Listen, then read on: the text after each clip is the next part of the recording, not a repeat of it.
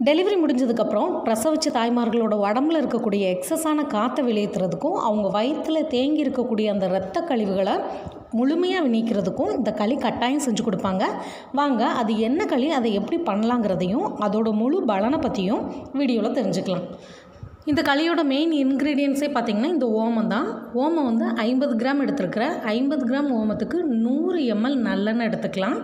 அதுக்கப்புறம் கருப்பட்டி பார்த்திங்கன்னா ஓமம் எந்த அளவு எடுக்கிறீங்களோ அதே இதுக்கு 4 to 5 மடங்கு எடுத்துக்கலாம். நான் இப்போ பார்த்திங்கன்னா 1/4 கிலோ கருப்பட்டி எடுத்திருக்கேன்.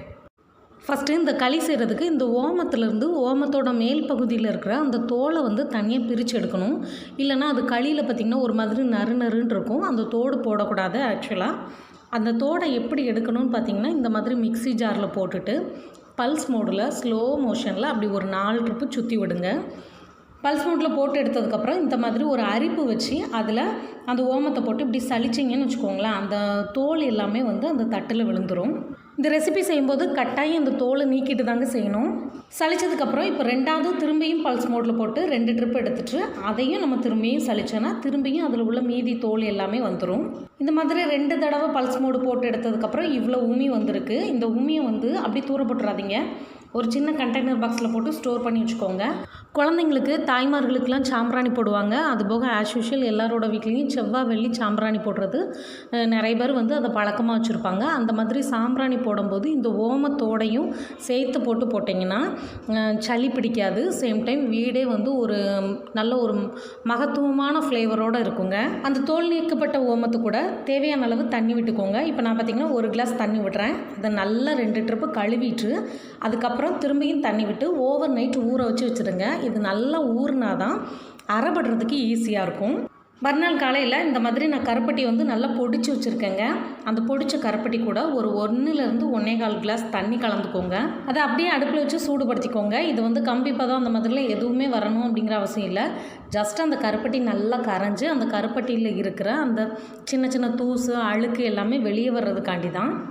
ஓமத்தை பார்த்திங்கன்னா கொஞ்சோண்டு தண்ணி விட்டு நல்லா இந்த மாதிரி வெண்ணெய் மாதிரி அரைச்சிக்கணும். அப்படி பிறுபிறுனே இருக்கக்கூடாது, ஸ்மூத்தாக இருக்கணும். எவ்வளோத்துக்கு எவ்வளோ ஸ்மூத்தாக அரைக்க முடியுமோ அவ்வளோத்துக்கு அவ்வளோ ஸ்மூத்தாக அரைச்சிக்கோங்க. எப்போவுமே இந்த மாதிரி மருந்து கஷாயம் லேகியெல்லாம் பண்ணும்போது பார்த்திங்கன்னா இரும்பு சட்டியில் செய்யுங்க. அப்போந்தான் அதுக்குண்டான முழுமையான மருத்துவ குணம் கிடைக்கும். இது வந்து எனக்கு ஒரு வைத்தியர் சொல்லியிருந்தாங்க. சேம் டைம் எங்கள் அம்மா செய்யும்போது நான் நிறைய நாள் பார்த்துருக்கேன். இந்த மாதிரி இரும்பு சட்டிகளில் தான் செய்வாங்க. இந்த மாதிரி அரைப்பையும் அந்த பாகையும் நல்லா ஈவனாக கலந்துட்டு அதுக்கப்புறம் அடுப்பில் வச்சுக்கோங்க. தாயானவங்க தன்னோட சாப்பாட்டில் சேர்க்கக்கூடிய அந்த பருப்பு, முட்டை மற்றும் கிழங்கு பதார்த்தங்களால் ஏற்படக்கூடிய அந்த வாயு தொல்லை அவங்களையும் தாண்டி அவங்களோட குழந்தைக்கும் அந்த பாதிப்பை உண்டு பண்ணும். இந்த களியை தாய் சாப்பிட்றப்ப அதோட பலன் அவங்களுக்கும், தாய்ப்பால் கொடுக்குறப்ப அதோட பலன் தாய்ப்பால் மூலமாக அந்த குழந்தைக்குமே கிடைக்குங்க. தாய் சேய் 2 பேத்துக்குமே அஜீரண பிரச்சனை வராமல் பார்த்துக்குங்க. பிரசவம் முடிஞ்சதுக்கப்புறம் பார்த்திங்கன்னா அந்த பெண்களோட இடுப்பு எலும்புகள் வந்து கொஞ்சம் பலகீனமாக இருக்கும். அதை பலமூட்டுறதுக்கும் இடுப்பு வலி குறுக்கு வலிலாம் வராமல் இருக்கிறதுக்கும் இதை கட்டாயம் செஞ்சு கொடுப்பாங்க. இந்த களி பார்த்திங்கன்னா பிரசவம் முடிஞ்ச 1 வாரம் இல்லைன்னா 10-12 நாள்லேயே செஞ்சு கொடுக்க ஆரம்பிச்சிருவாங்க. இது குழந்தை பெற்ற தாய்மார்கள் மட்டும்தான் சாப்பிடணுமா அப்படின்னா அப்படி இல்லைங்க. அவங்களுக்கு இதை கட்டாயம் செஞ்சு கொடுக்கணும். மற்றவங்களுக்கு எப்போவாவது ஒருக்கையாவது இதை செஞ்சு கொடுங்க. ஏன்னா இது எல்லாருக்குமான மருந்து தான். அதுவும் இப்போ இருக்கிற குழந்தைங்கள்லாம் பார்த்திங்கன்னா கடப்பலகாரங்களுக்கு ரொம்ப அடிக்டாக இருக்காங்க. அதனால் அடிக்கடி ஜீரண பிரச்சனை, வயிற்று வலி பிரச்சனை, இந்த மாதிரி ஏகப்பட்ட பிரச்சனைகள் வரும். ஓமம் வந்து வயிற்று சம்மந்தமான எல்லா விதமான உபாதைகளுக்கும் மிகச்சிறந்த கை கண்ட மருந்துங்க. இந்த மாதிரி இருக்கிற பக்குவத்துக்கு வரும்போது நம்ம எடுத்து வச்சுருக்க நல்லெண்ணெயை வந்து விட்டுக்கலாம். இந்த நல்லெண்ணெயை அப்படி விடாமல் 3 ட்ரிப்பாக விடுங்க. இல்லைனா ஒரு 2 ட்ரிப்பாவது பிரித்து விடுங்க. கொஞ்சம் கொஞ்சமாக நம்ம ஊற்றுற அவ்வளோ எண்ணெயுமே உள்ளுக்கு நல்லா இழுத்து வச்சுக்கும். இந்த நல்லெண்ணெய் பார்த்திங்கன்னா அந்த களி சீக்கிரத்தில் கெட்டு போகாமல் இருக்கவும், சேம் டைம் அந்த ஓமத்துக்கு உண்டான வீரியம் இருக்கும் பார்த்திங்களா, அது வந்து இந்த பிரசவமான தாய்மார்களோட வயிறு வந்து கொஞ்சம் ஆல்ரெடி புண்ணாக இருக்கும். அந்த எரிச்சல் போய் அவங்கள வந்து இன்னும் கொஞ்சம் கஷ்டப்படுத்திடக்கூடாதுங்கிறதுக்காக இந்த எண்ணெய் தாராளமாகவே சேர்த்துக்கலாங்க. இந்த 100 நல்லெண்ணெய் 1/4 கிலோ கருப்பட்டி அப்படிங்கிற ரேஷியோ வந்து கட்டாயம் அந்த தாய்மார்களுக்கு வந்து சரியான அளவாக இருக்கும். நம்ம விட்ட எண்ணெய் எல்லாமே நல்லா அப்சர்வ் ஆயிடுச்சு. இப்போ திரும்பியும் மீதி இருக்கிற எண்ணெய் விட்டுக்கலாம். அவ்வளோதாங்க, நம்ம லேகியம் இப்போ ரெடி ஆயிடுச்சு. இந்த ஸ்டேஜில் அடுப்பை ஆஃப் பண்ணிக்கலாம். அடுப்பை ஆஃப் பண்ணதுக்கப்புறம் கூட ஒரு 2 நிமிஷம் இந்த மாதிரி கிளறி விடுங்க. ஏன்னா அந்த பாத்திரத்தோட சூட்டில் நல்லா இறுகிரும். அதுக்கப்புறம் பார்த்திங்கன்னா வேறு ஒரு பாத்திரத்துக்கு ஷிஃப்ட் பண்ணிடுங்க. நீங்கள் எந்த பாத்திரத்தில் ஸ்டோர் பண்ண போகிறீங்களோ அந்த பாத்திரத்தில் ஸ்டோர் பண்ணுறதுக்கு முன்னாடி கொஞ்சோண்டு எண்ணெய் தடவிக்கோங்க. அந்த எண்ணெய் தடவினதுக்கப்புறம் இதை ஸ்டோர் பண்ணிக்கோங்க. அப்போ தான் பார்த்திங்கன்னா அந்த களி எடுக்கிறதுக்கும் உங்களுக்கு ஈஸியாக இருக்கும். சேம் டைம் ரொம்ப இறுகாமலும் இருக்கும்.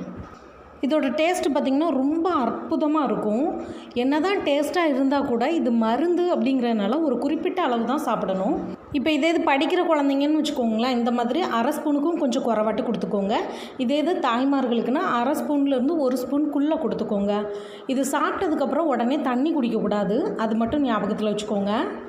இது சாப்பிட்றதுக்கு ஒரு 1/2 மணி நேரத்துக்கு முன்னக்கூட்டியோ இல்லைனா சாப்பிட்டு ஒரு 1/2 மணி நேரம் இல்லை 1 மணி நேரம் கழிச்சோ தண்ணி குடிச்சிக்கலாம்.